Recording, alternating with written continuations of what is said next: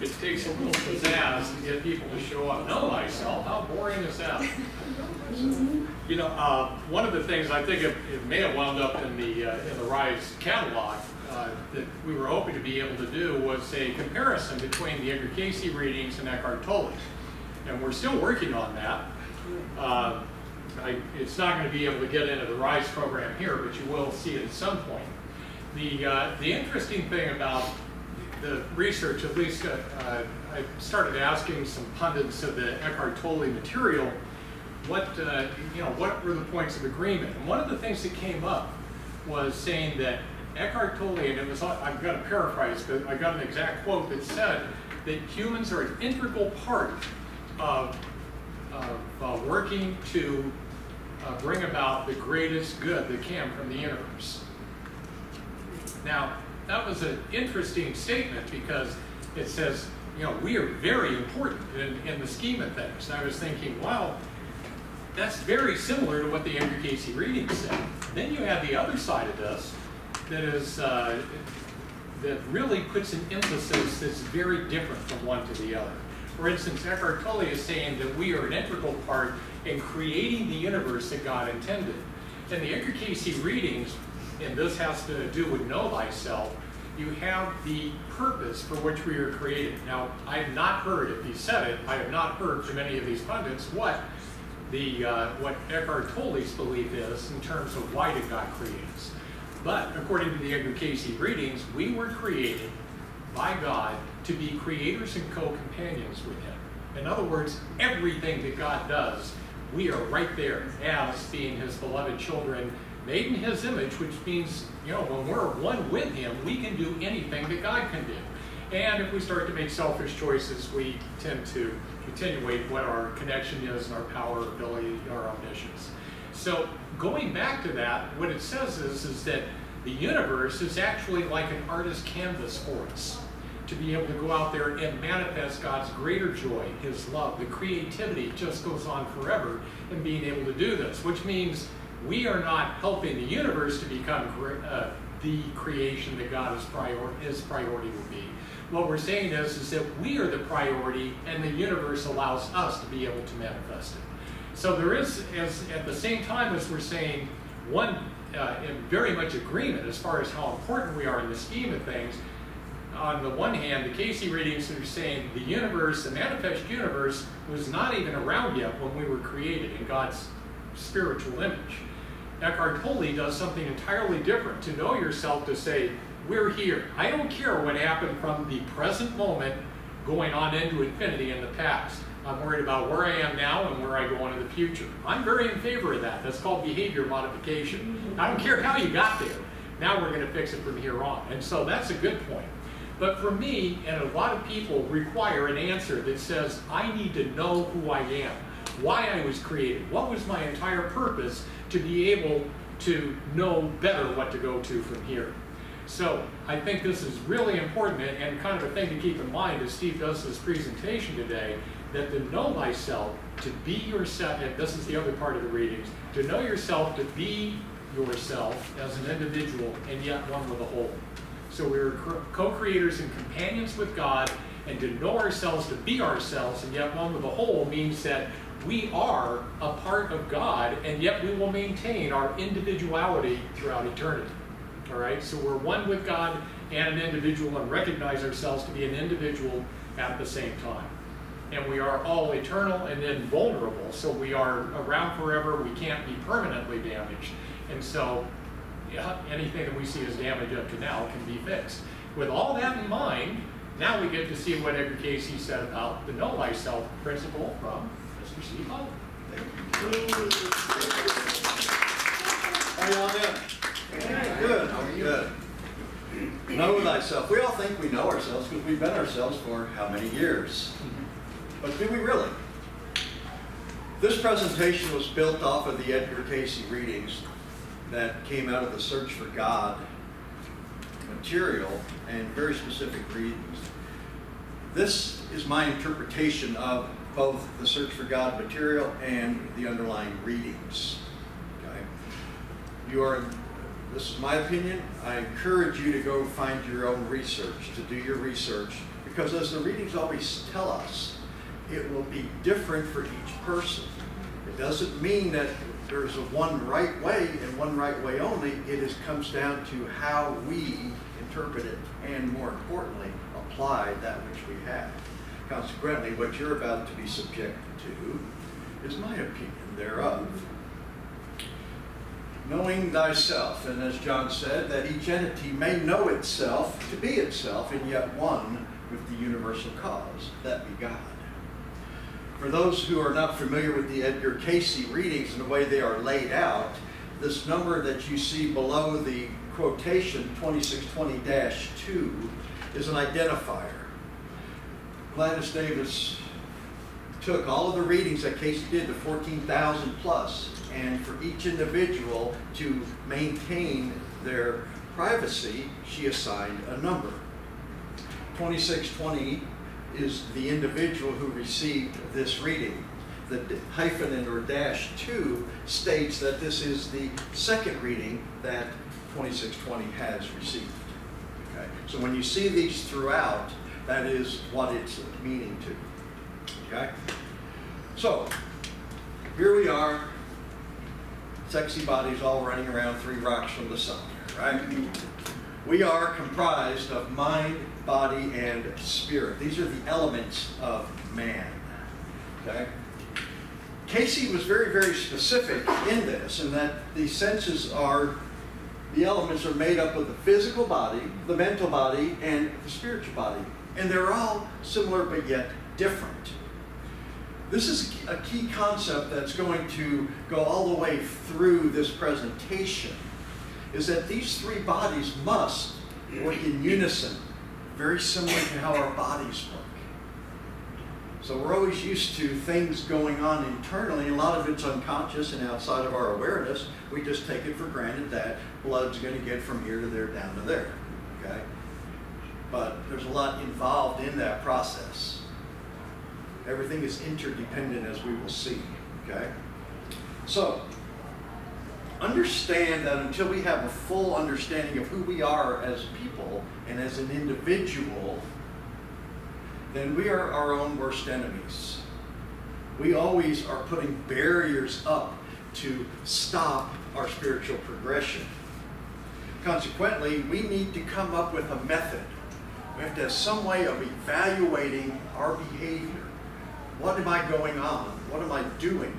And more importantly, why am I doing this? We often have a lot of reactionary behavior. Somebody does something and we react. And a lot of times after the fact, somebody else goes, well, why did you say that? Or why did you do that? Ooh, I just did. And what knowing thyself entails is starting to drill down and understand why you do some of the things that you do, and if they are in fact in your best interest. Because quite honestly, a lot of the things that we do are not in our best interests. Okay? One of them has to do with a standard of measurement is how we give. What do we give? We all like to say that he who dies with the most toys wins. But is that true in the spiritual sense? Probably not. Because understand that we are material beings to progress the soul forward. Everything that we are doing in our material lives, which has a very specific shelf life, is designed for the soul to express itself in order to reestablish its relationship with God. Our human bodies are just the vehicle by which we choose to do that. Okay? Now, what is the law of love? Well, there are in this presentation a couple of universal laws that in my estimation transcend all levels of consciousness. They're not just here in our 3D world. There's a lot of laws that are just specific to here on earth. This, the law of love, transcends the entire creation. it would behoove us to remember that. So when Cayce was asked what the law of love is, he said giving. Love thy neighbor as thyself. Work with each other. Give of yourself to others for their betterment. That's the key. And love thy Lord thy God with all thine heart, thy soul, thine body. Okay, there we go again. There's our 3 parts. And we need to learn to give without expecting anything back. A lot of people's actions are predicated on some sort of a reward. Why are we doing this? Well, because if I do this, then something good's going to happen to me. Ask yourself, what is the intent? And is it the proper intent to have in this mindset? Are we doing it for our own gratification? Are we helping somebody because we know we're going to get something back? Or are we helping somebody out of love just to make them get by, to help them get by, without any expectations of anything in return? So, if you were to take an X-ray of this 60 body before you, this is what you get. All right? So, let's start talk about the body physical. This, our vehicles that we have down in here. Our bodies are an attunement of our senses. We have our 5 senses, right? We have the sense of sight, of sound, of smell, of taste, and feel, right? That's pretty much what we got here. As we sense, we are material. So, based on our inputs that we get from our physical senses and how we process that, we will see reactions on our face. For example, if I was to take a match and put my finger over it, eventually it would hurt. Eventually there would be no reaction. But once it started to hurt, then the expression would change on my face. If I was to stand outside in Minnesota in December in my birthday suit, chances are I'd be shivering. Conversely, if I was running around Phoenix last week in my birthday suit, there's a potential that I'd be sweating. These are all manifestations of our environment. These are material reactions. And we're able to see this. These are recorded on our physical bodies. Our spiritual experiences, however, are all recorded on our soul, giving the mandate that we have been created in the image of God, which is spiritual. Spiritual implies our soulfulness. Then everything that we do, either on this earth or in other planes of consciousness, become recorded on our soul. We know everything, believe it or not, we do. It's our conscious mind that doesn't do this. And whether we had 3 or 4 lives, or whatever, how many, some of us many more, all of these experiences that we had become ingrained into us, for weal or for woe. Maybe I've always been a good, kind, loving soul. Well, chances are we are. Perhaps some of us had some experiences of extreme selfishness. Perhaps that is also carried through. Because these are the lessons that the soul must learn. Understand that the Cayce readings tell us that when it comes to creation, we were already sideways with God before the earth was created. The original sin, according to the Cayce readings, is disobedience. And it didn't take us long to become disobedient.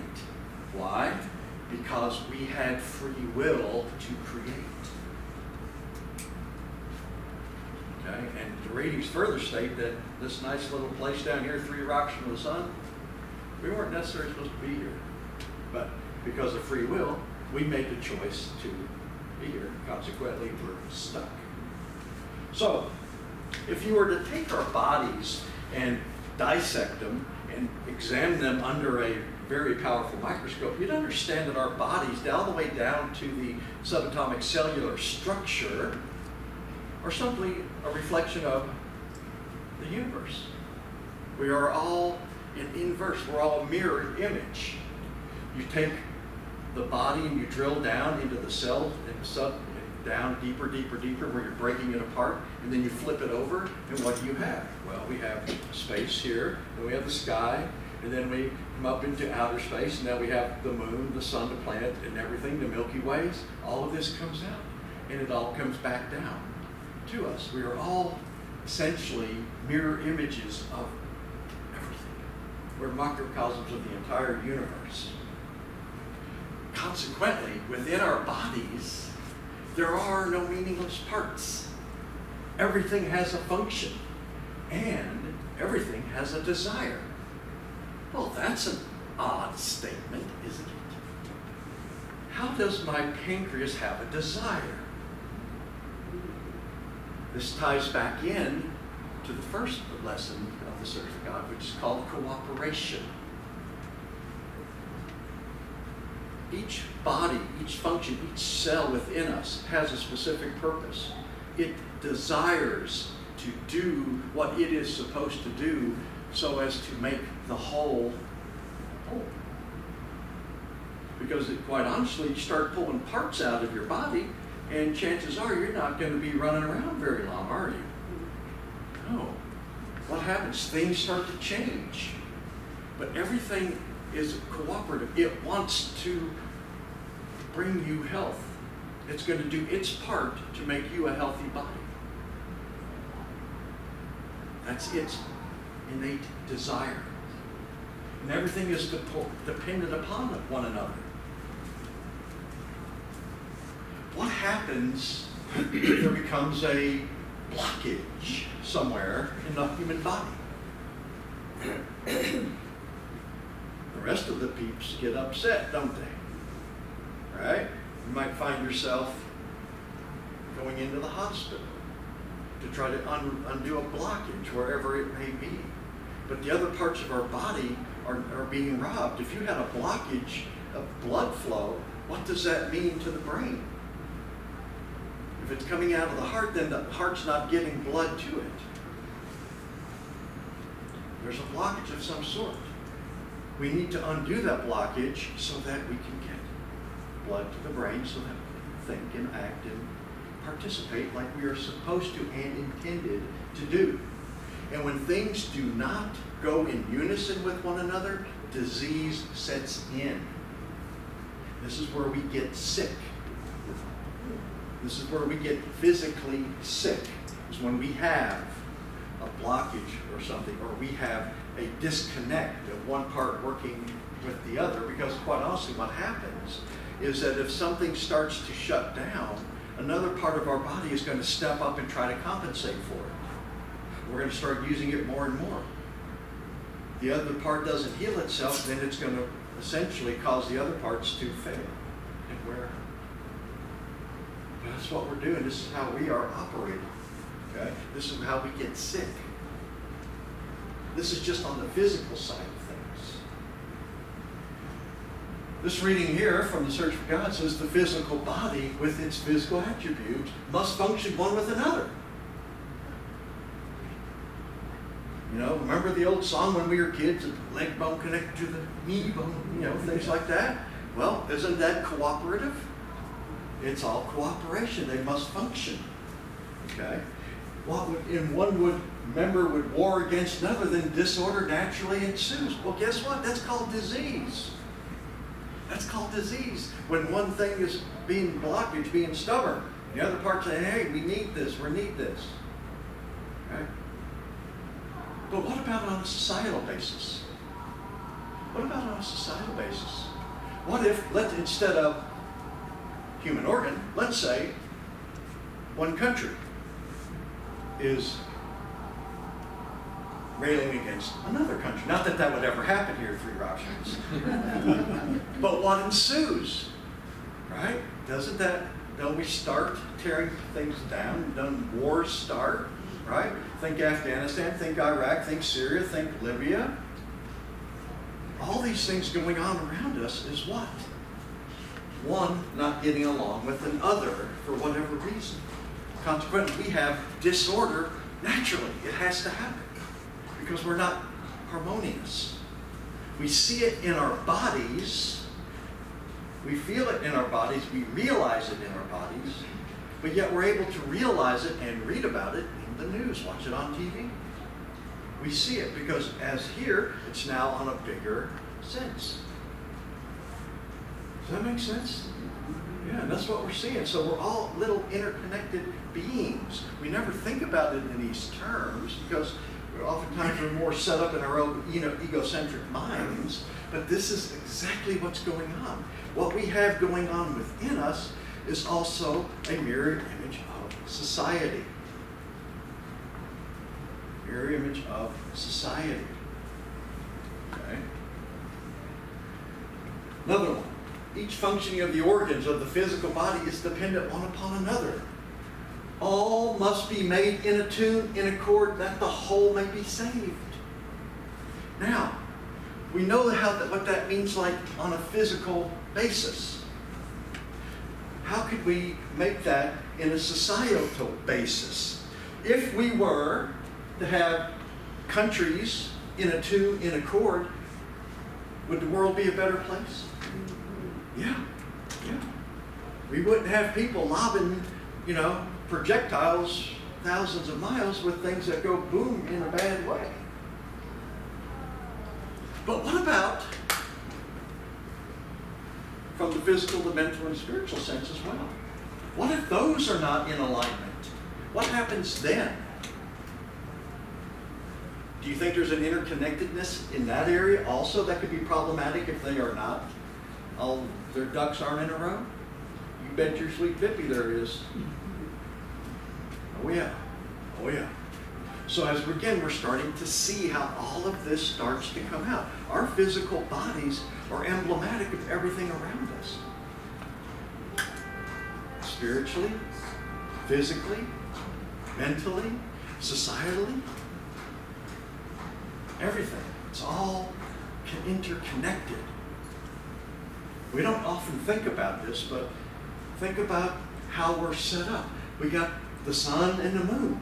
They play a very integral part to our survival. If the moon decides to check out for whatever reason, we're going to have issues because gravitational forces just got out of balance.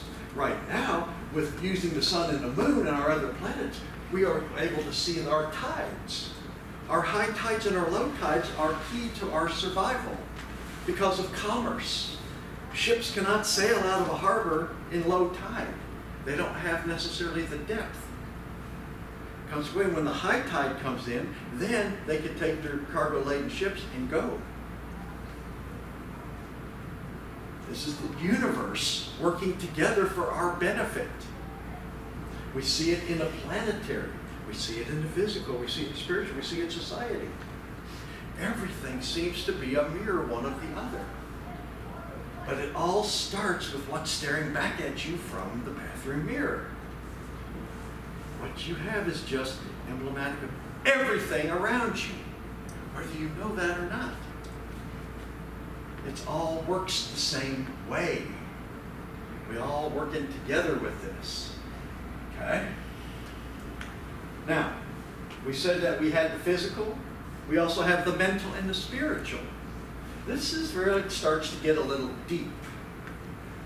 So, to be sure, the experience is a portion of the mind. But mind, as we have given, is both material and spiritual. Well, we have a brain, we think that's where our mind is. That's possibly true. Cayce readings tell us that in the beginning, it was the mind of God that moved. Thus we had creation. Thus we have a spiritual creation. So, the spiritual entity of the individual composed then of the spirit, the superconsciousness, the soul, the subconscious body. So now we're starting to tear down and expand our various levels of consciousness. And if you were to take this as a picture, this is what it would look like. We have 3 levels of consciousness. This is our conscious bodies. This is what we're using right now for me to deliver and for you to experience. It's our conscious minds that are processing this presentation. We also have the subconscious. We have the subconscious. What happens? What's that? Well, this is our intuitive feelings that we sometimes have. It's intuition, perhaps.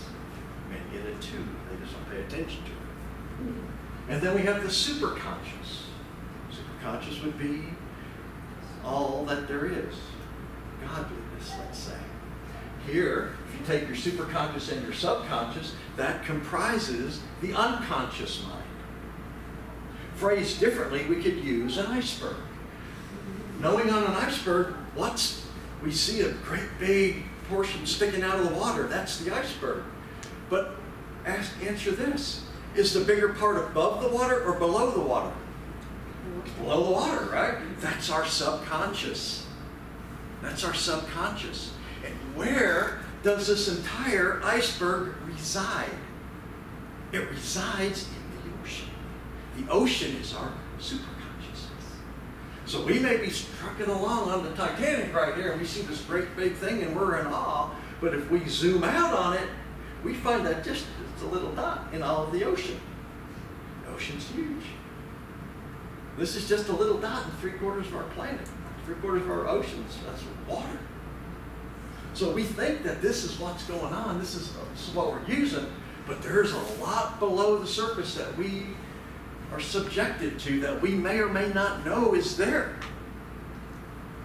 We may not be aware of it. And what we need to do is learn to develop an awareness and an attunement so that we can tap on this. Because while this is cool, the power resides below there. But all of this together is us. This is ourselves. We each have this. We each have a conscious mind. We have a subconscious mind. We all have the ability to tap in to the superconscious mind. We haven't trained ourselves to do that. Our conscious minds are very, very limiting by nature. It likes to call the shots. But when you start tapping into these things down in here, this guy up there may not like it so much. So we need to understand that the desires of our mental and spiritual bodies build our individuality. There's a key difference here that I'll explain shortly. We are individuals based on our mental and spiritual experiences. We've had our heredity, our environment, karma, all of these outside influences are what are at work shaping of who we are from a spiritual nature. This is ongoing.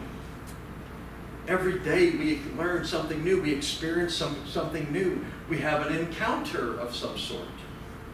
Okay? That's my wife, I'm not here. Okay. And remember, all of these experiences that we have are recorded where? On our souls. On our souls. We need to recognize this. This is our individuality. In man, we find the soul, the individuality of the soul. So when we talk about individuality as opposed to personality, we see the unconscious mind and the conscious mind. Our souls are who we are as an individual. Our souls are who we are. When we're in the physical body, our egocentric selves take on a personality. And we may label such personality as, well, he's grumpy, she's cranky, etc. Think about Barbie and Ken on the TV and the radio. What is their job description? They are on-air personalities, right? They're all these happy-go-lucky little types, right? But aren't they part of a bigger picture of the individual company?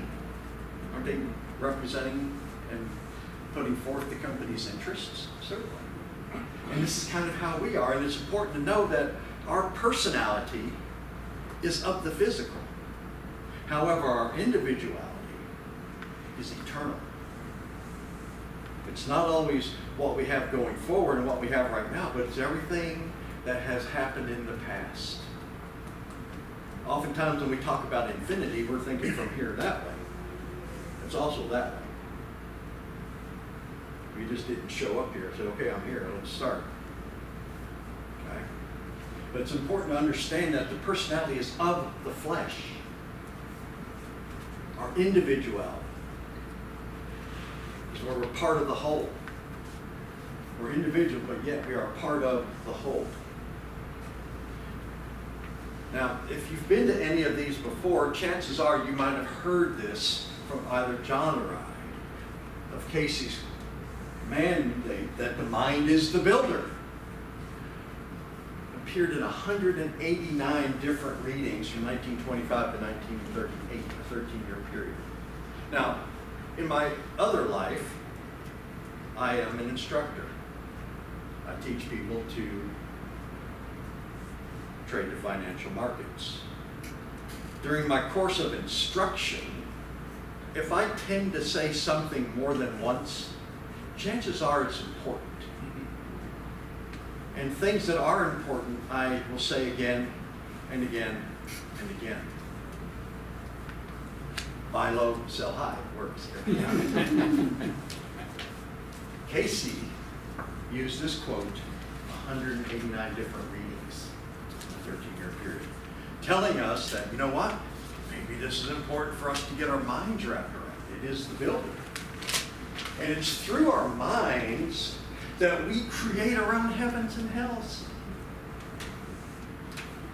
You want to go to heaven? Think negative. Want to go to hell? Think negative. Our thoughts are so important. Cayce recognized that thoughts are things. That's an interesting concept. Thoughts are things. And they're often emotional based. If things are emotionally based, what is the root word of emotion? Motion, which means what? It's underway. It's going. Somewhere. Somewhere. It's out there. It's going on. We have a thought. Where did it go? Is it good? Is it bad? We don't. These are from where they go out, they are coming back.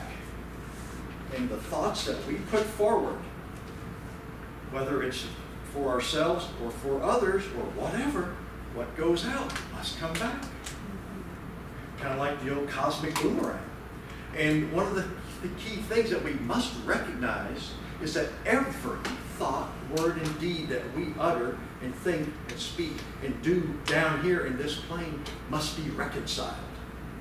It must be met.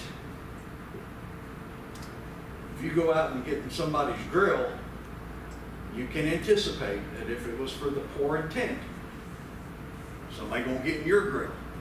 It may not be this lifetime either. You know, sometimes some of us have experience that just came out of nowhere. Where did that come from? What happened? What did I do to deserve this? Well, the Akashic records go back about 16 lifetimes, and oh yeah, over here you punched old John Doe right in the mouth. So that's why somebody was locked up and clocked you. Or something like that. But you see, everything that we do has to be reconciled in this plane. Doesn't mean in this lifetime. It just means whatever you do is coming back at you. For where there has been the constructive or destructive aspects, they must be met in that same sphere or plane of activity in which they have been in action. What goes around must come around. We've heard that somewhere before. And that's exactly what we're talking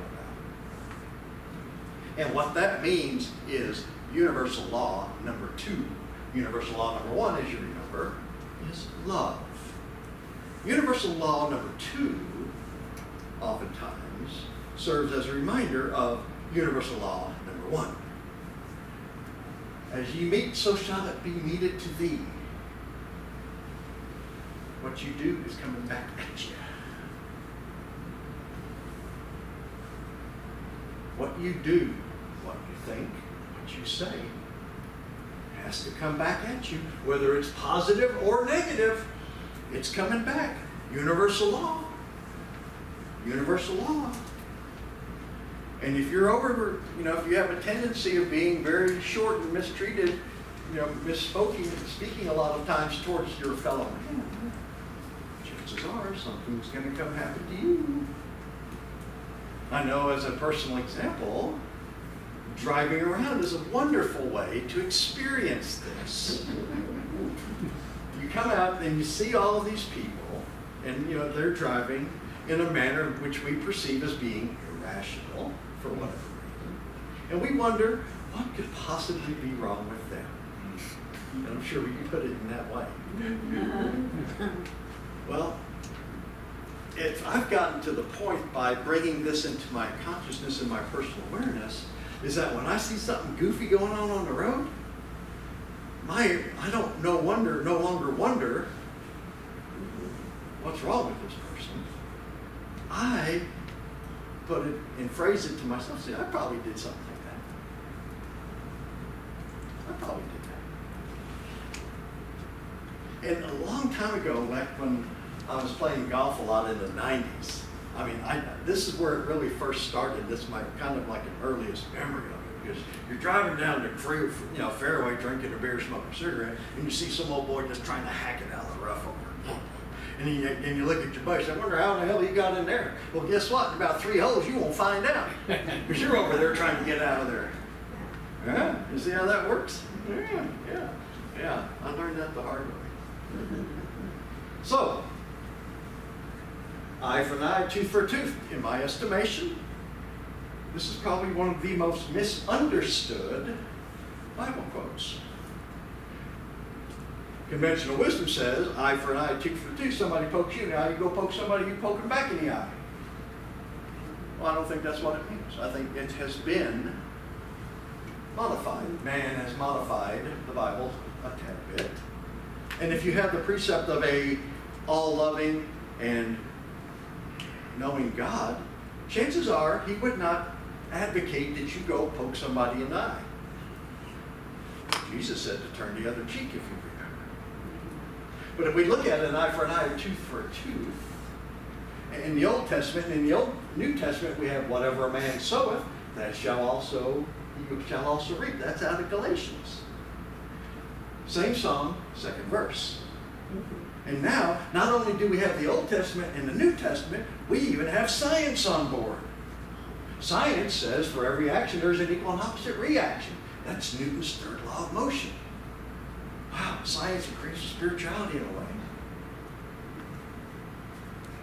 So we understand that regardless of what it is, whatever we do is coming back at you. And the only 3 things on this earth in its existence that we have any control over is our thoughts, our words, and our deeds. That is it. Everything else is outside of our control. But we can control what we think, we can control what we say, and we can control what we do. Those are the key things for us to remember. Right? Remember, the heavens and the earth shall pass away. My word shall not pass away. But ye shall give account for every deed done in the body. That should stand as a warning to a lot of us. My mother used to always tell me that if you're going to do something, make it such that whatever it is that you do, you would not be ashamed to have it on the headlines of the local paper. One of the things that I did here for many years. Hence we find law. Law is love, yes, as love is law. Yet God's not mocked. Whatsoever ye sow, that must ye reap. Universal law number 2. In case you forget universal law number 1, which is love. Because if you put forth love, what's going to come back? Love. But if you put forth negativity, what's coming back? Negativity. Right? And when we think about what Jesus said, it says, it's not that which entereth into a man that defiles him, but that which cometh forth. Thoughts come forth. Words come forth. Deeds put forth. This is how we defile ourselves. It's not based on our surroundings and our environment. It's not based on our social status. Not based on our religion or creed, any of that stuff. It is based on what we put forth. So we have got to be very, very conscious of that. Because if you don't, the cosmic boomerang will come back and beat you over the head. All right? You put out negativity, you can bet it's coming back. And Mr. Murphy is very, very much alive. At the most inconvenienced time, he shall come. You've got it. You put something out there, it's got to come back. And again, we don't always know what it was that we put out there because it's happened in past lives. Well, we can't control that, but we can control what we're putting out now, can't we? Our thoughts, words, our deeds. That's a very important concept for us to put forth because those are the only things that we have control over. And we have got to want to do that. We have got to want to, which means we have got to be accountable for that which we say. We have to have forethought. You ever hear the saying that if somebody really aggravates you, to count to 10 before you respond? That's called getting a grip on yourself. Because it's very, very easy to be reactive and go out and respond in like, but it may not be the best thing for us to do. So maybe we take a measured approach to it. Take a breath, breathe, and remember, let's shoot for a win-win situation. Not necessarily, well, you called me this, so I'm going to call you that. That doesn't do. That's just, tit for tat. Tit for tat ain't worth a hoot. That don't do you anything except aggravate the situation. Put your big boy pants on and man up, and if somebody gets you in the grill, then take a chill bit. Let's talk about this. How can we make this a win-win as opposed to, well, you said this, well, I'm going to say that. We got to cut the nonsense. Got to cut the nonsense. So, what is our relationship to ourselves? Very interesting. Let's start by asking ourselves a series of questions. We like to think we know ourselves, but do we? When we come into a situation, what is our motivation? What are our standards of judgment? What values, attitudes, and beliefs do we personally behold?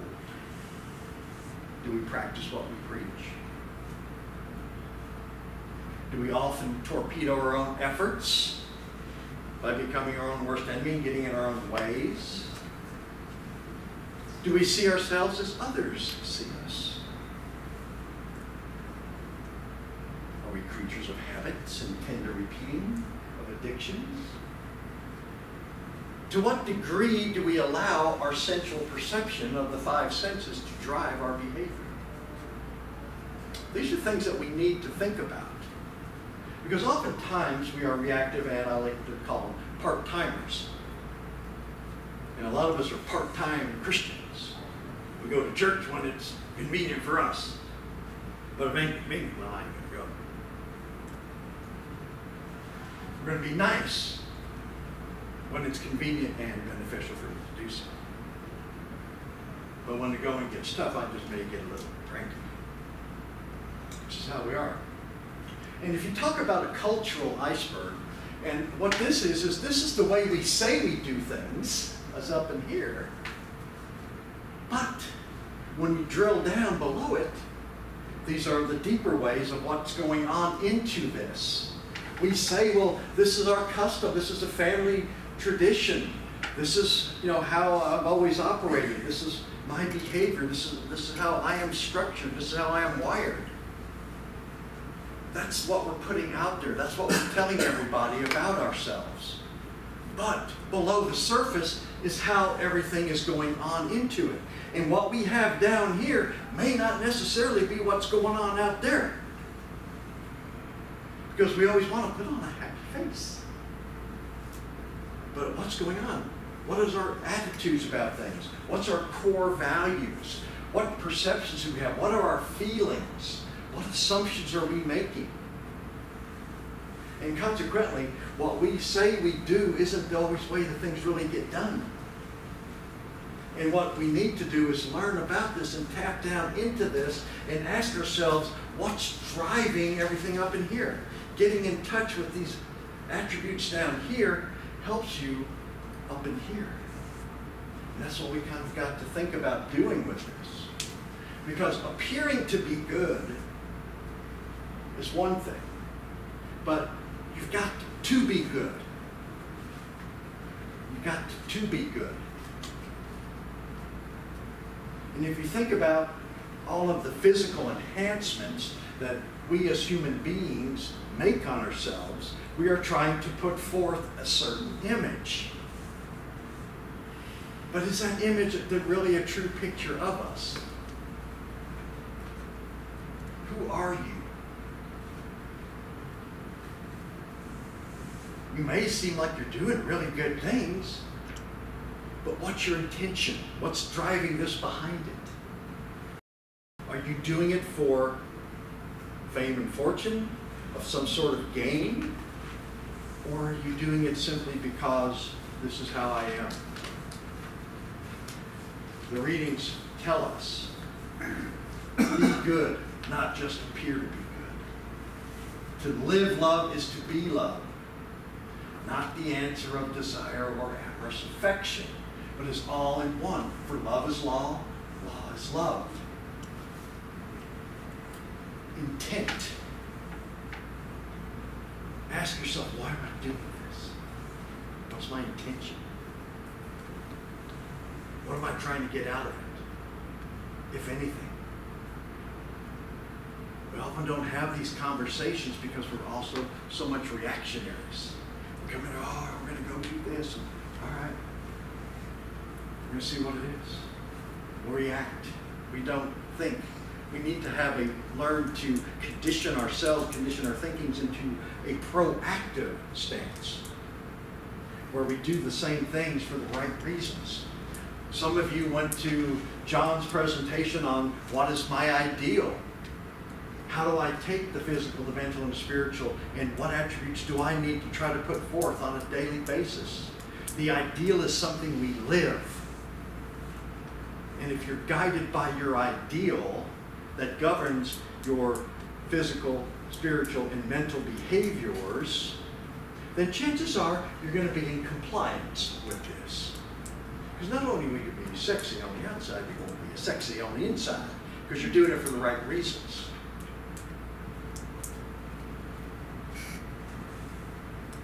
Depending on how we answer questions, it's going to dictate our behavior. Our behavior is going to affect other people, whether we know it or not. And this is a key thought, because oftentimes we may, let's just say, have a reaction, and we respond poorly to, perhaps to say somebody who we have no idea, we don't know anybody. Let's say our phone has been ringing off the hook all morning with telemarketers wanting to buy us, want us to sell us something. And finally, the telephone call that came in at 10:48 hit the last nerve. And you go in there and you just lose it. Yada, yada, yada. You people, da, da, da, da, da, da, da, da, da. Boom. You just, maybe you feel better. But what effect did your diatribe just have to the person on the other phone? The person on the other phone just doing their job. I mean, this is what they get paid. They got to eat. And yet we snap off the handle and going right down their throats. What impact did we just have on their life? We don't know. We don't know what personal burdens they have. And maybe what you just did was the last thing they didn't need to hear today, and that said, that's it, I'm done, and they jump out the window. You pushed them over the window because of your activities, perhaps. We don't think about those things, do we? We don't think about what happens. It's out of sight, out of mind. We're not putting forth loving vibrations. There's no loving intent. We're being selfish. You're bothering me. Leave me alone. How is it perceived? Don't know. Okay, if that happened, then how would that come back boomerang to affect you? Well, sooner or later, somebody's going to push your button. Somehow, some way, somewhere. Don't know. Might be 3 lifetimes from now. Might be next week. Don't know. Don't know. But we have to understand that our words and thoughts and deeds have long-reaching effect that's often outside of our awareness. We're not in tune to what happens. But this is why when we try to apply the law of love, then yes, you're aggravating the living tar out of me right now, but no thank you will work just as good. You're not going to, push anybody's hot button by saying no thank you. And understand that our behavior does affect others, but it's also a reflection of how we view our relationship with both Jesus and God. How we treat others is a reflection of our spirituality.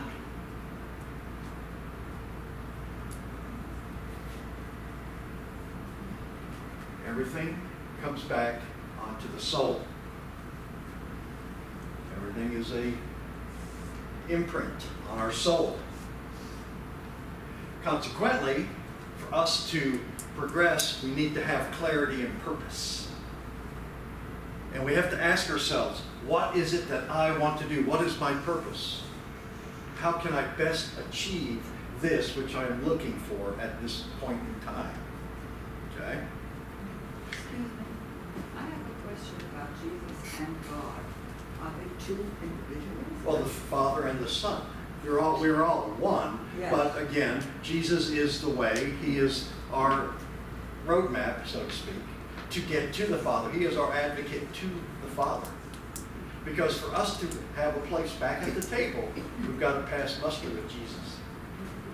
And consequently, He died on the cross to show us the way. Yes. Right? I believe that Jesus is the way. Oh yeah, well it is. But understand, depending on how, if you look at Him as the advocate, we have got to honor that which He gave. He gave His life for us, right? So why? So that we could get to the Father. If we continue to do something and disregard His sacrifices, are we being truly living up to the expectations that we could have done something a little bit better? This is a cool one. This one's really interesting. This is a lawyer.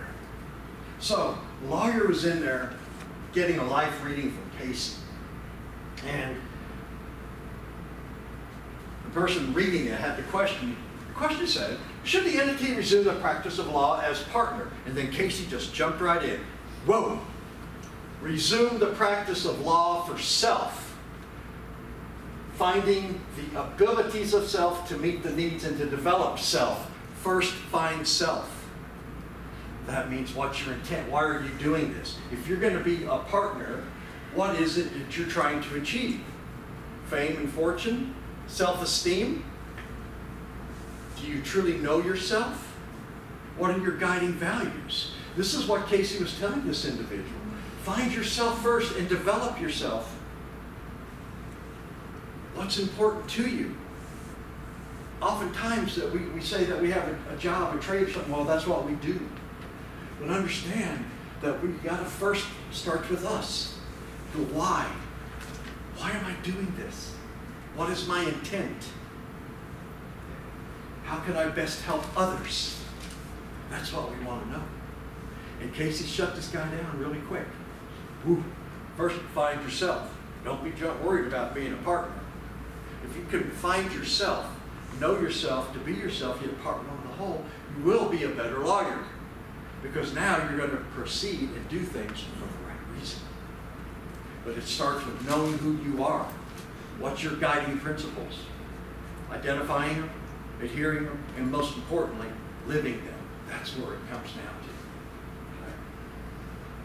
And consequently, when you start doing this, when you take your ideal and you lay it out, and you know yourself to be yourself, and you're trying to put forth that type of lifestyle, people are going to think you're weird. They're going to look at you. Because you may be at variance with societal norms. Why? Because we live in a material society. A lot of people are looking for what? Monetary and physical gratification, aren't they? What does monetary and physical gratification, how does that align with spirituality? There is a place for it.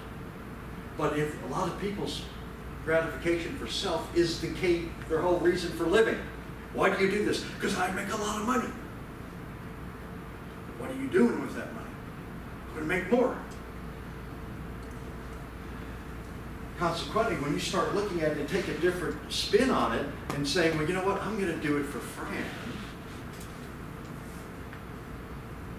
then you have a different outlook. Your intent is different. You're going to come out and start applying things, and you're going to be looking more conscious about helping another as opposed to helping yourselves.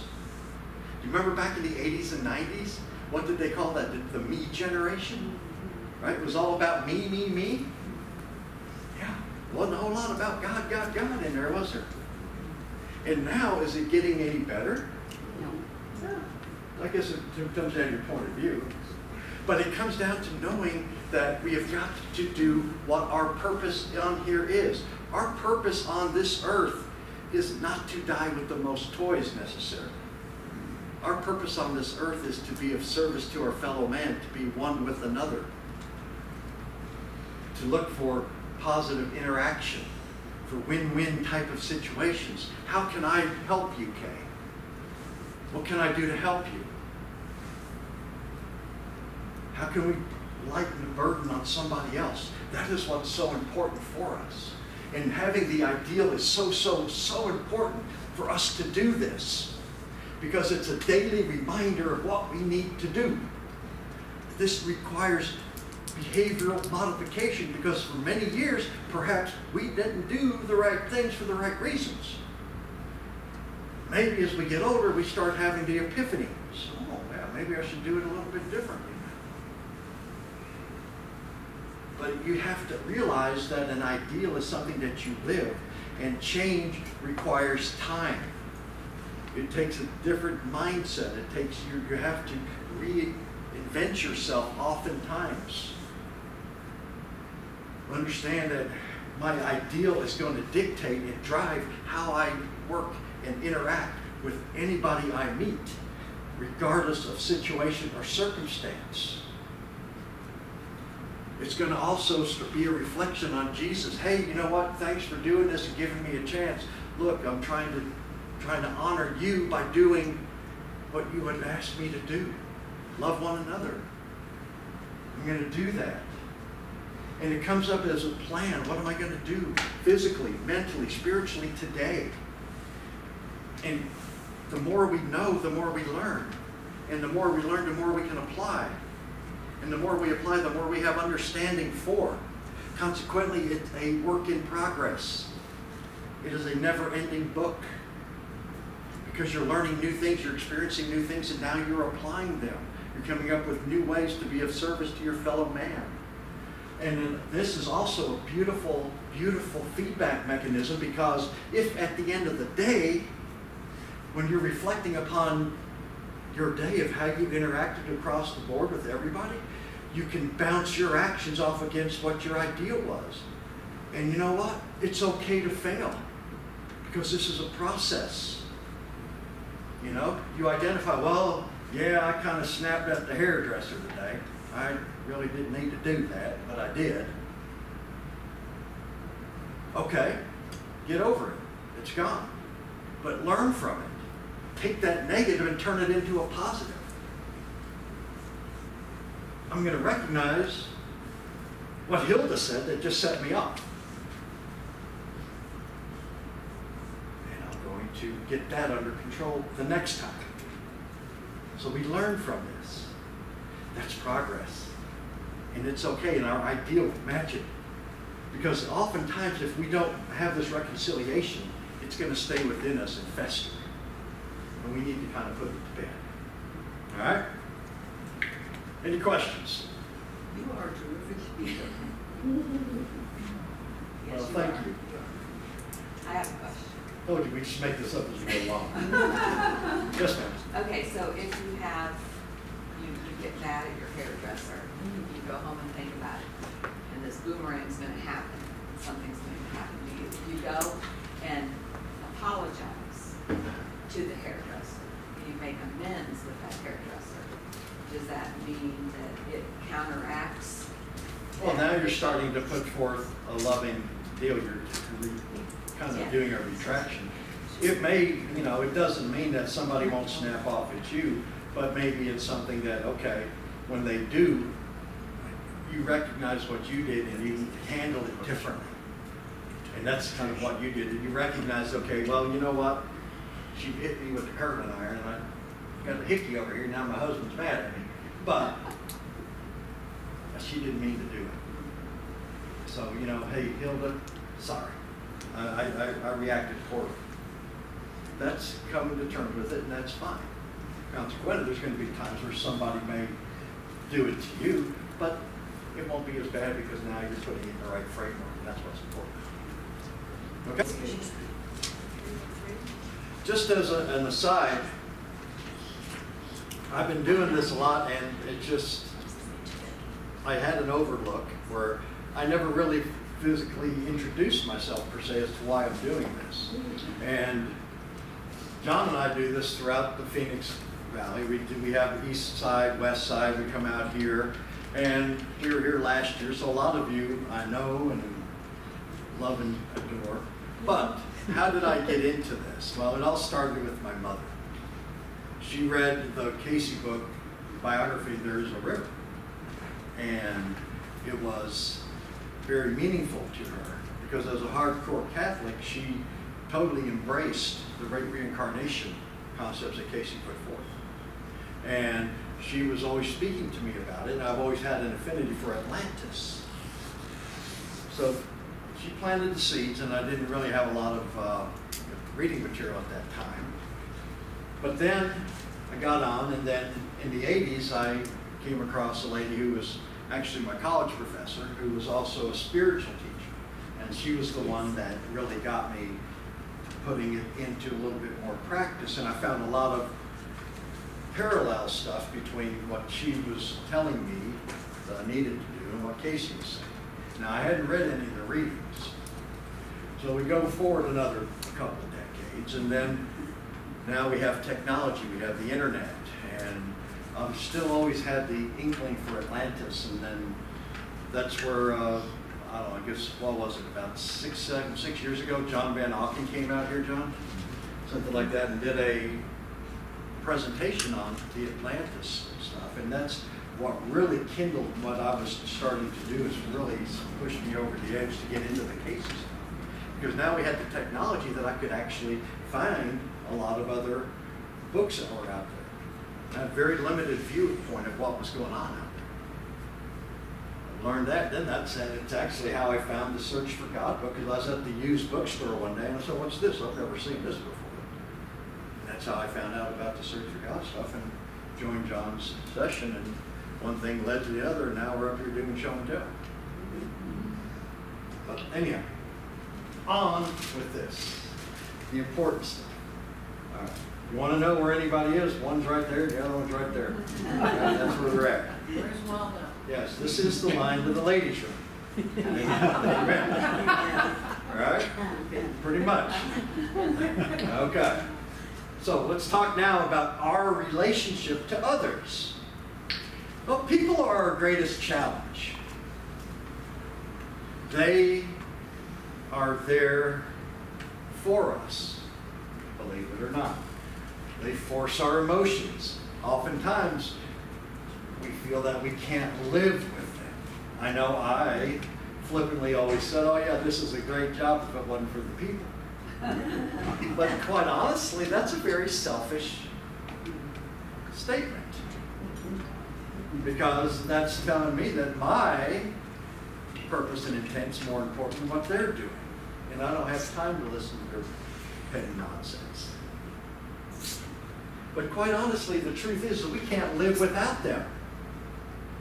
It is through our interaction with other people of all walks of life that we gain our spiritual salvation. We are all the same coin, or two sides of the same coin. The coin's called God. We're all on one side. Some of us are heads, some of us are tails. All right? But we're all in this together. We're at different levels of our spiritual development. We have more and more work to do. It is how we treat each other and how we willingly help each other that enables us to gain our spiritual freedom that we once had. Okay? A new law, a new commandment I give you is love one another. Ah, a new commandment to you because this wasn't really going on. Maybe you should pay attention to this. Love one another. Think about this. If there was the manifested Christ beside you at all time walking around that you could physically see and recognize, what would your thoughts, words, and deeds be then? Would they be the same as they are when you don't necessarily see a physical creation? But we should always remember He is right there with us. Everything goes that's there. Love one another. Love one another. There's love. Universal law. Flesh. All right. Now, law is love. Love is law. Judgment, weighing law. Law according to intent, the purpose of the activity, in its relationships to thyself and to the force that impelled sin. Why are you doing this? Are you doing it with a loving outlook? Are you doing this for personal gain? Or are you doing it because you really care about this? What's your reason? What's your why? What are the relationships that you have? Loving someone doesn't necessarily mean you have to love what they are doing, because gosh knows that they're going to get on our nerves sometimes. But we should still love them as an individual. Think 9/11. That was a major test, probably for the entire globe. A lot for us. What was the reaction? What were the thoughts put out?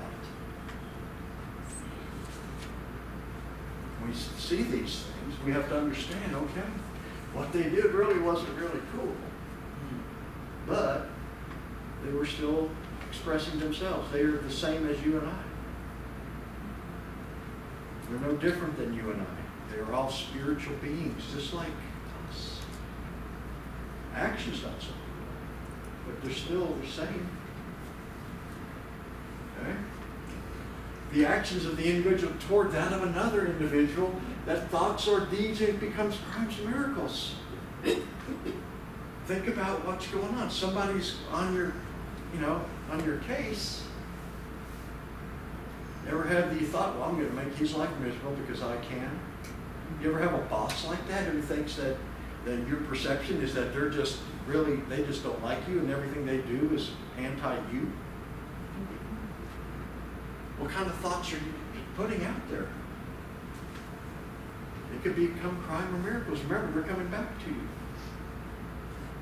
We don't have to love, again, what they're doing necessarily towards us, but it's imperative that we love them as a spiritual being, as the being that they are. How do you do that? Oh, there's a hand. I'm sorry. What is it that gives us the feeling that when we see somebody, we sometimes get a really nice feeling, and other times we feel not a good feeling with that person? So you're saying is when we meet somebody whom we've never seen before, never laid eyes on, sometimes we have good feelings about them, and sometimes we have like they're a nice person, and yeah, negative it's feelings, safe, yeah. and other times we feel like it's not nice and it's unsafe. Certainly. Well, what causes that is that we have known them before. Oh yeah. It's a spiritual connection that we've known them in a previous lifetime. And that's what it is. The relationship that you had with that individual. So you think it's like I had a bad experience with that person before, in a different lifetime? Possibly. Yeah. There's something going on that, you know, it just you have history. Now let's just say we don't want to think that we had a different lifestyle. We don't want to believe in. We don't want to think about reincarnation. We want to just think about this life right here. What would be that reason why you're feeling that feeling? Well, then it comes down to just your intuition. Without a reason, then you really don't have an answer. Because I do believe that all of us, just like dogs, have a sense that something's good, or like a baby will cry when you go over there if they have a bad feeling with you. You know. Sure. So. Yeah, that would be my answer, is that it was a relationship once upon a time, somewhere, somehow, that it was either a good one or a bad one. I mean, there's some people that you just see that, man, I feel like I've known you forever. And you know what? Maybe they were a brother in a previous lifetime. Well, I don't know if I've ever felt that, but I feel comfortable with another person. Sure. Yeah. You know, I think it's an intuitive, I think it's the subconscious mind coming in saying, hey, I know you somewhere. I don't have that kind of feeling. I have a feeling like that person's just a very good person and I feel comfortable. Yeah. And other times I have a feeling that that person's a bad person. I don't trust them. Well, again, my answer to you is that I believe that it has to do with something that has happened in a previous lifetime between you two. That's all. That's the only answer I can give. Yes? Thank you. I call it energy that people exude. Some people just exude thoughtful, kind, good energy, and we're attracted to Right. good. Sure. Yeah. That's what I feel. And It's It's energy. That's certainly it could be. And there's other people that you meet They have and the just opposite. I don't like to be in their Right. presence. That's the feeling I get. Because they exude Negativity. negativity. Exactly. Yes. I don't know. Thank you. That's What what about I an feel. animal? What about an animal? That's interesting because Cayce had a question posed to him one time about the family dog. Right. And the dog said, well, Casey's answer to him says, have I known Mona before? Mona was the name of the dog. And Cayce said, yes. And it was back in the time of the persecutions, and Mona was a lion at that time. So the dog has relations. You run into him again. Well, I had one of my best girlfriends come to my house, and of course the dog loved her and everything. It was a Doberman Pinscher. And her husband, who has had animals and was good to his animals and everything, my dog wouldn't go near him. Yeah. Well, maybe there was, maybe he was a dinosaur that he killed once upon a time. I don't know. Yeah, I just think it's interesting. Yeah, oh yeah, but remember, it's all connected somehow, some way. I don't know. What the exact answer is, we probably will never know. Yeah. But remember, everything comes from the same source, does it not? And people can fool you because Bundy, number one, everybody liked him. Yeah. And you would have wanted their daughter to go out with them. Sure. Yeah. So, Yeah. I don't think you can say it. Well, yeah, I don't know well, if maybe it's... not everybody. Well, yeah, but a you lot can't of people categorize did. it that way, but Yeah. your point's well taken. Yeah. Okay. If you want mercy, you're going to have to give mercy. You want patience, you're going to have to be patient. If you want the truth, you're going to have to put forth the truth. All to others. Preferring one over another? No. Cayce said that is unacceptable behavior. Put others above yourself. And this is where balance comes into play. This is where you've got to learn to be balancing. You can take it to extremes on both ways, but we have the ability to find the balance where we can give of ourselves to others in a reasonable way. If you see somebody that's in need of something and you have it, you can help them with it, give it to them. Maybe you see the guy on the street corner with a sign. Recently homeless is the one I saw the other day. Maybe you have a bottle of water and say, hey, it's hot out there, have a drink, give him a water. You're helping them. You know? That just, you know, it's all how you choose to do it. But I mean, you can't necessarily go and be judgmental, look down on them. Well, look at this homeless guy. What are you doing in my neighborhood? That doesn't work. Because now you're saying, well, I'm better than you. You shouldn't be here. And it comes down to, remember, we are all the same. At the end of the day, when we get the final cosmic examination, we are all going to be held to the same standard. And chances are, your bank account has nothing to do with it, nor where you live, what color you are, what job you had, what your position in life was, has nothing to do with it. It's going to be how you gave to others. That's what's going to be the measuring stick, I believe. Okay? You're going to put others above yourself. And that brings us into our relationship with God. Okay? Now, that of the Spirit is the spark or portion of the divine that is in every entity, that be you. We all have the spark of God in us. We are all part of the whole. God being the whole. We're part of it. Each and every one of us. We are different human beings at this point, but we all have the same spiritual origins. He agrees. The key to remember is that it is not of this body that we need to be worried about, if not this earth. We are in this earth. That's something we cannot necessarily control, but we do not have to be of it. In it, but not of it. What that means is, yes, we are here. We live in this material-based society, but we do not have to conduct ourselves in such a manner. We can choose to downplay the materiality of our existence and opt for a loving kindness approach to life with our fellow man. That is where the spiritual rewards will come in. And it comes down to being a choice. The readings tell us that each soul has, through a gift of God, its birthright, free will. This is how we use and what we use to get out of sync with God at the get-go. But look at that last sentence of the first paragraph. It is the price we pay for material expression. We have free will. If we have free will, that implies we have choice. We have choice of thoughts, we have choice of words, and we have choice of deeds that we can do.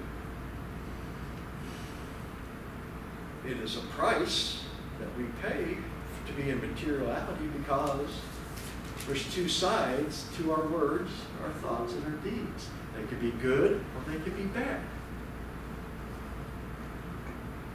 That's the price. We have got to choose to do good. If not, like me, you get to repeat the second grade. Because you're going to come back and learn certain lessons. The life must be a purposeful one, with purposeful experience and expressions in its relationships. Why are you doing this? Why am I approaching this person this way? Do I have ulterior motives? Or am I truly trying to help them help themselves? Is another way of framing it. Okay? You got to recognize that we have this. It's a choice. Everything in life is a choice. We always have the other side of the coin to fall back on. We can react or we can be proactive. Now, this is a very interesting one, and this takes some time to really sink in. And I think this one really took me a long time to process. And it says, the study from the human standpoint of subconscious, subliminal, psychic, soul forces is and should be the great study for the human family. Stop right there. What Cayce says is that we need to think outside of the material box. A lot of people, when it starts talking about psychic and subliminal and soul forces and stuff like that, kind of gets grouped into the, you get to go to the woo-woo table, right? You know, and people saying woo-woo, you know, they're like, they're implying that, you know, something wrong with you. All right, you're thinking differently about this, but the readings tell us that it should be of a great study to us. Now, continuing, it's for through self, man will understand its maker. In other words, if you want to understand God, you need to understand yourself. But it will happen when it understands its relationship to its maker. So, through self, man will understand its maker when it understands its relation to its maker. What is your relationship with God, is the question. And if you understand what your relationship with God is, that you are to be a companion and co-creator, then you come to a deeper understanding of who and what God is. He goes, continuing, and it will only understand that through itself, and that understanding is the knowledge that is being given here in this state. What that means is that Cayce's state of, in his psychic ability, when he is laying down on this couch, channeling the superconscious and the subconscious minds, that's what he was able to do. He was able to understand his relationship to God. Consequently, he was able to channel that energy into the present. A lot of us think that, well, God is this all unknown, all-knowing and unknown entity. Well, where did we come from? The same all-knowing and unknown entity. Has he just abandoned us? No. We're still connected. It's our conscious minds that limits us, that throws up the barrier that we cannot get through, that, well, this is to be unknown. Cayce tells us that, look, this is what I'm doing. I'm tapping into the superconscious. And by the way, you can too. You just got to work at it and believe that you can. Think the mind is the builder. And this is what he's talking about. This takes some noodling. Trust me. It takes some noodling.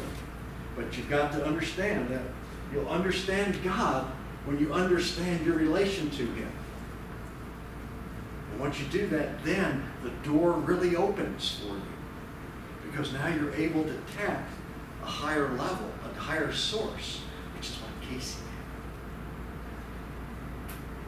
When one understands itself and self's relation to its maker, the duty to its neighbor, its own duty to self, it will not be false to man or its maker.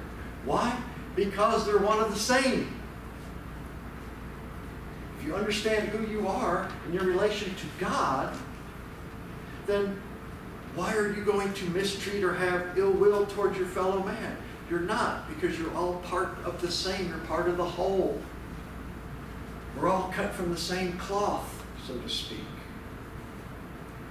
And if you're not being false to your fellow man, then you're not being false to God. If you recognize that we're all part of the same, you recognize that God's sitting right there next to you. It takes some thought power to process this, but this is what it's about. Understand there is no difference. We have different appearances, outward appearances, but guess what? Where's this outward appearance going? It's got a date with the ground, don't it? Yeah. But what lives on? Our souls live on. That's what we've got to understand. We've got to understand that we each take on a different material outlook with different experiences, because each and every one of us are trying to reestablish our relationship with God. That's what we're trying to do. We're trying to reestablish ourselves. And consequently, we all look differently. We have a different path. We have different religion, different values, attitudes, and beliefs. Doesn't mean that they're wrong, but this individual has every right to pursue their way of getting to God just as you do. There is no one path. And this is where it comes to understanding our relationships, not only to God, but with each other. Very key concept of the Cayce readings here. With each development, that force known upon the plane as will, for the will of man might either adhere or contradict divine law. Those immutable laws, as are set between the Creator and the created, that be you. Immutable laws. Love what you reap is what you have sown. We have the will. We don't have to adhere to God's way. It's a choice. But for how long can we defy our Maker? Is the question.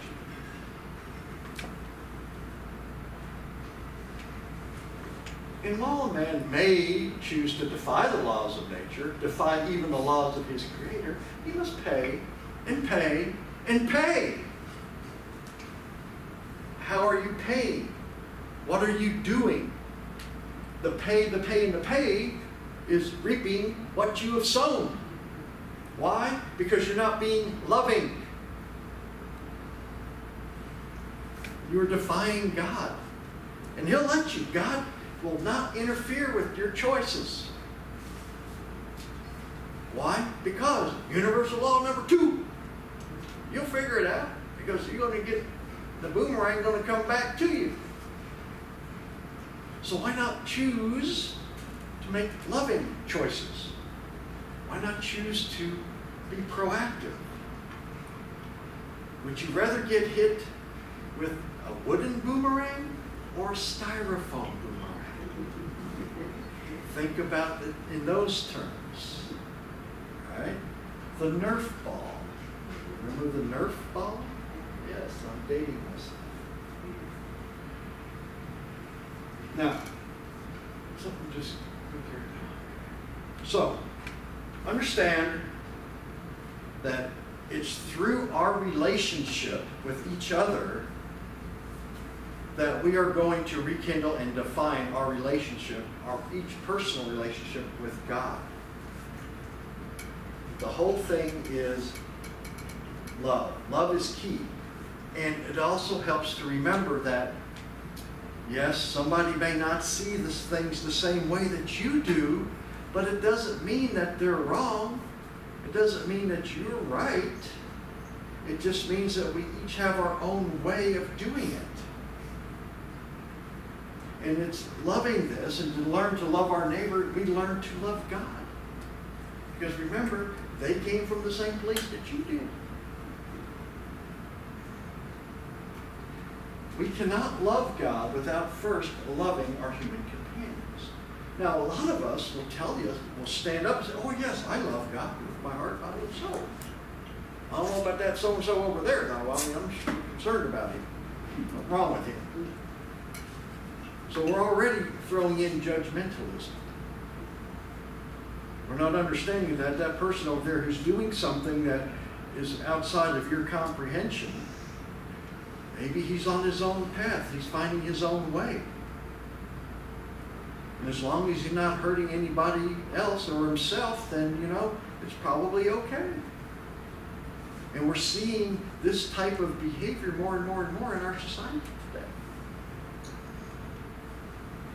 And it's, you know what? It's the choice. They have the same free will that we do.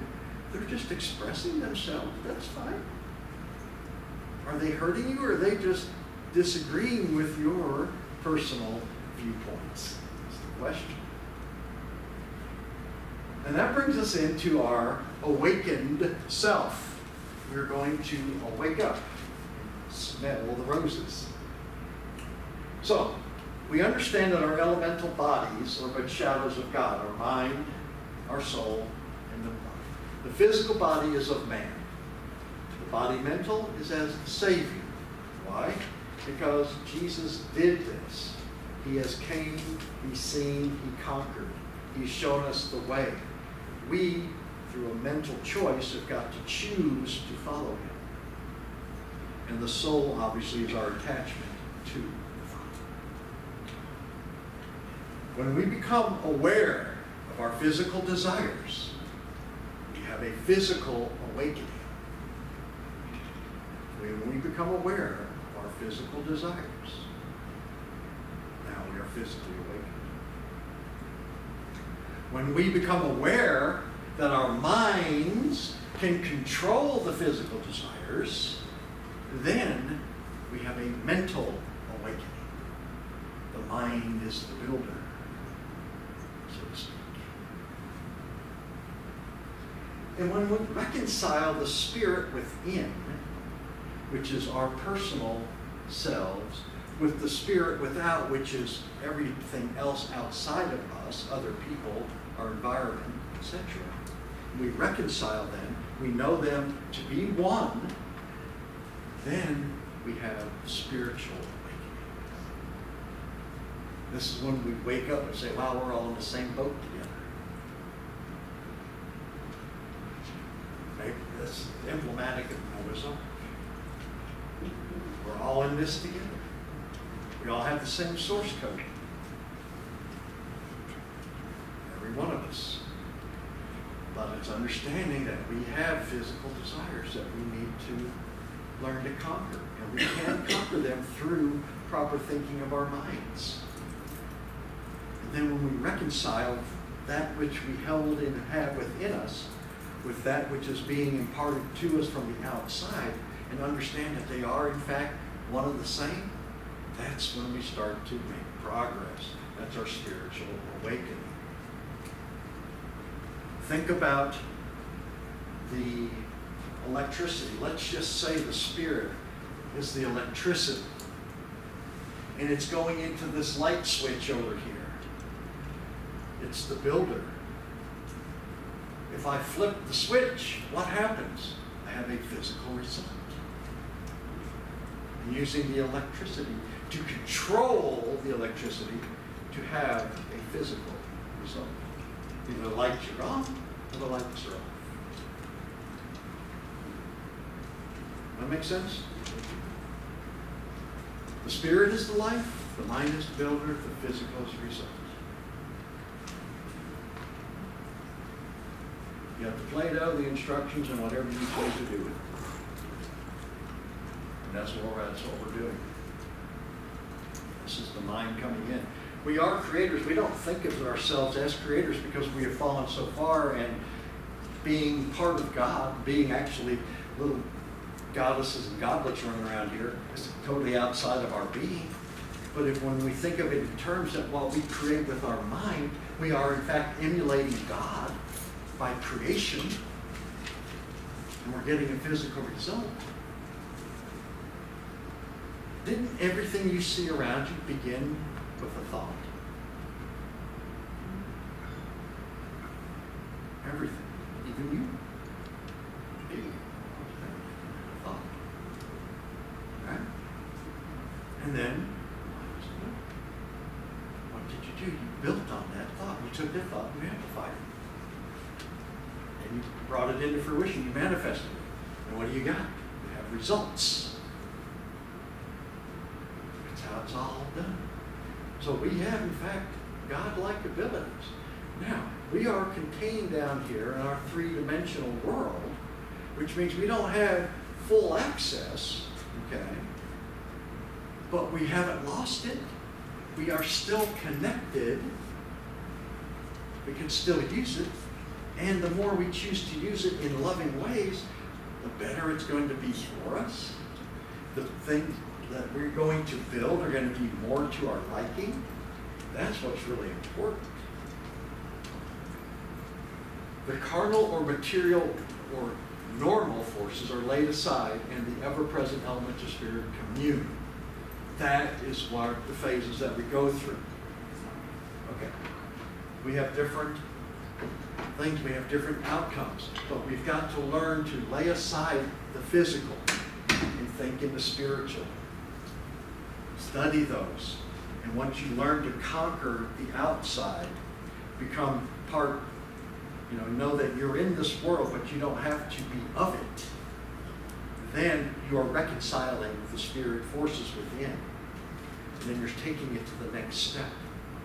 And it all starts with a thought of who I am, which way am I going, what am I doing. It has to be a conscious thought for you. Come down and define in your own minds, what is my relationship to Jesus? Well, he's the way, he's the pattern.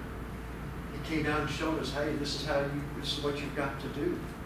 Yes, you're in the physical world, which means you ain't getting out of this place alive, but this is what you do, and this is the way you get to the next step.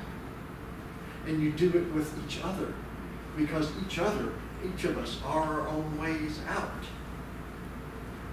We all get to heaven on the shoulder of somebody else. Somebody is pulling us up as we choose to pull somebody else up as well. And it's all predicated on you recognizing your part. Who am I? I am part with everybody else. We're all in this together. Life is not necessarily a competition. Getting to heaven is not a competition. But because we've been programmed to think this way, we're all very competitive by nature, right? We got to make more money. We got to do more things. We got to win. But once you do this, okay, and when you know yourself to be yourself and part of the whole, then what happens is this in your personal life. That's you. Once you figure it out, this, it becomes abundant. Because now you are at peace with Jesus, others, and yourself. And once you hit that, it is very cool. Okay? And this is where it's all about. Questions, comments, or insults? I have plenty of questions. You have plenty of questions, okay. Yes, but You've got 10 I have to minutes. finish writing, so get somebody else right now. I'm going to finish writing this one. Thank you so much. You're welcome. It's good to see you again. I have a question. Yes, I have an answer. Okay. Now, we all were born, our soul came into a physical body, right, or spirit. Bye-bye. But then we have different people in our lives that might be negative or they might be positive. Okay. So we've learned a lot of our beliefs based on what we were taught. So it's hard to learn free will until you get older. Well, we've been programmed to think and act is what you're telling me. Yes. Yeah, yeah. And so what happens with all of Okay, well, this is what the Cayce readings actually tell us, is that what you don't know nor understand, you're not necessarily accountable for. Because if you now, when he talks about this whole Search for God series, is that you've been now taught this, you know how to do this. As you go out and apply it, more will be shown to you. But his question to each of the group, and this came out several times within the readings, is that now that you have this information, what are you going to do with it? See, if you're ignorant, because like you said, no one's ever taught us this before, then we can't really be held to it because it hasn't been brought into our awareness. But now that it has, tag you're it. That makes sense? Yes. Okay. Yes. I finally got that question. Okay, so it says, I know that it says in the Bible to don't prefer others over other people. But I don't think that it says in the Bible to put others before you. Because it says in the Bible, I put you before everybody, before anything. I mean, I know I read that. I put you before everything. That he doesn't want you to put others up there and bring yourself down. He wants you to What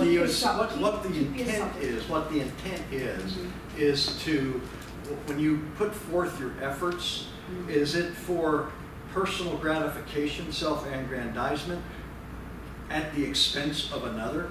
Or are you able to subdue your egocentric impulses to help somebody out, even if it means perhaps putting yourself in a negative light or something to that I don't know if that's what it's saying, and I understand what you're trying to say, because I know a lot of times, and women are really big with this, they always try to put their people that they love above them, and before they know it, they're bounced all over the place and not respected properly because they did that.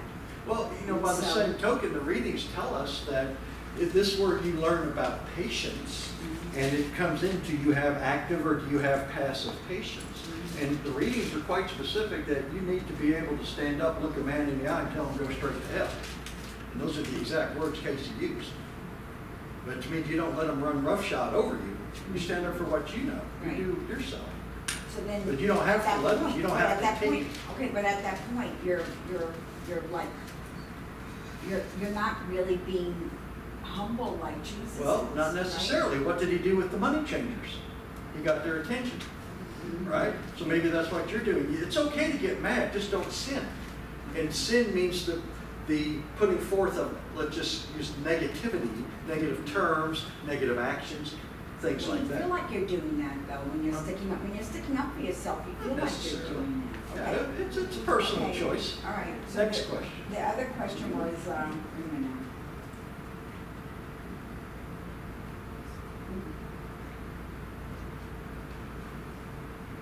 okay, so there was another one where you were sitting there saying that people should try to understand God, right? Do you think a lot of that, the reason why people don't really feel close to them, is because they weren't brought up that way? Like I know when I was young, I was brought up with two different parents that had different religions. And they were fighting against each other not to bring the children up in one specific religion because the other one felt kind of betrayed by their religion. Okay, that's point counter. So we weren't brought up with religion. Okay. Even though I was Christian in one religion, I wasn't brought up in that religion at all. Okay. And so I never knew anything about it. And it wasn't until I got older that I started reading the Bible and started believing and finding my way, you know. Right. So do you feel that a lot of that is done because the same thing happened to other people? Everybody has different experiences, but I also personally believe that we know intuitively what is right, which way we need to go. And to me, religion is simply a path that people can be on. And when you take it in the context of reincarnation, each religion has certain precepts which it beholds that are mandatory. You will do this, this, and this. Those precepts could also be lessons that we need to learn individually. Consequently, we choose to be born into a situation that's going to put us down this religious path so that we can learn those associated lessons. Now, a lot of people are coming in here, so maybe if there's no, religion, doesn't mean it's bad. I mean, what about spirituality?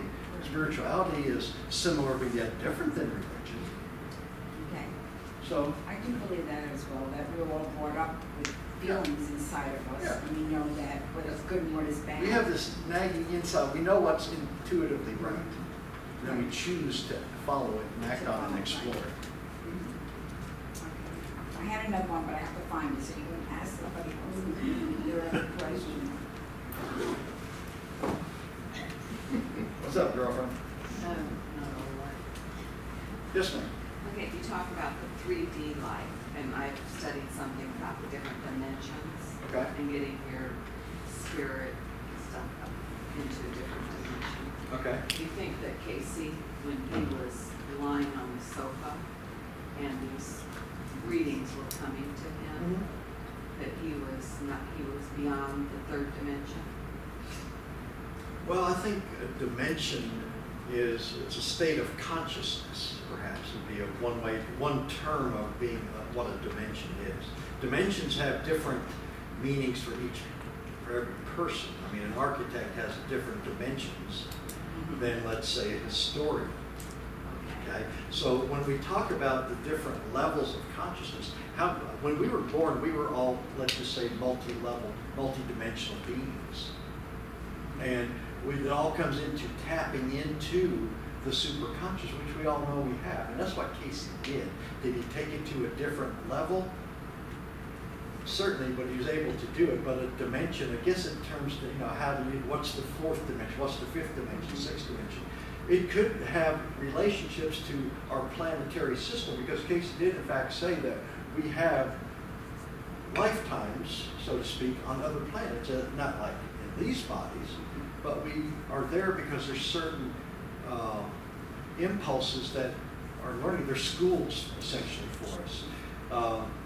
For example, those who have been to Atlantis can trace their beings back to the planet Uranus. That's where they actually come from. But there's certain lessons in it. And they have different aspects that learn. People learn different things at different places. So could that be the dimension? I mean, could we, each planet, could that be a separate dimension? Possibly so. But it's not specified in any of his John, do you know of anything that's specified with the dimensions that Cayce ever laid out? He said that there are 8 dimensions within this system, but as far as, he went as far as to say the 4th dimension is time, the 5th is space. He didn't go beyond that. Yeah. Okay, I found the other one. Okay. I do like where you sat there and said when you're going up, you should bring your fellow man with you. Because in the Bible it does say, all right, if you believe in me, pick up your cross and come with me. So, I mean, I do like what you were sitting there saying before, like you want to find him, you want to be with him, you have to bring those with you. That's how you become part that's how we of progress. all of that. Yeah, because it ain't about you. Our conscious mind says, well, it's all about me. Right. Spiritual mind says, well, it's not. Okay, so there was something I have to say on doing that. Well, it was very good. I Okay. enjoyed it Well, very thank much. you. Thank you. Next week is faith.